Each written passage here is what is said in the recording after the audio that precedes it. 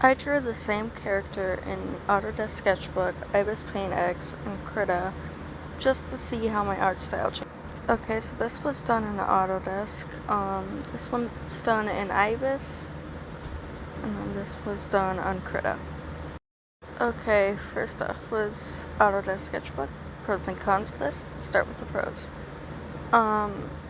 Autodesk has a very, very simple interface. It's easy to understand after you've messed with it a bit. Its layering is simple. It has clipping masks. It has a decent blender. It has a ton of brushes. The cons are that I am a Clip Studio Paint girly, and it took me a lot of time to get used to this program. Like, an embarrassing amount. Like, this is after day 4 of drawing on it. And it's still not the greatest. The bucket tool did not work as well as it should have. So it was a lot of going back and erasing stuff. Let's see, another con is the time lapse. It obviously is showing every single move I made.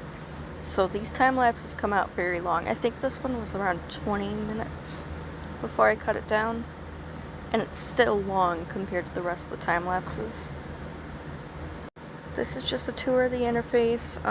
Obviously the noise slider is a must when it comes to the digital age and AI trying to steal everything. Very simple interface. I think I like Autodesk interface the best out of these 3 programs. It's very easy to understand, very easy to grasp for beginners. And then you have Ibis Paint. This one is very cutesy because Ibis Paint is for beginners. Probably doesn't even have a tablet beginners.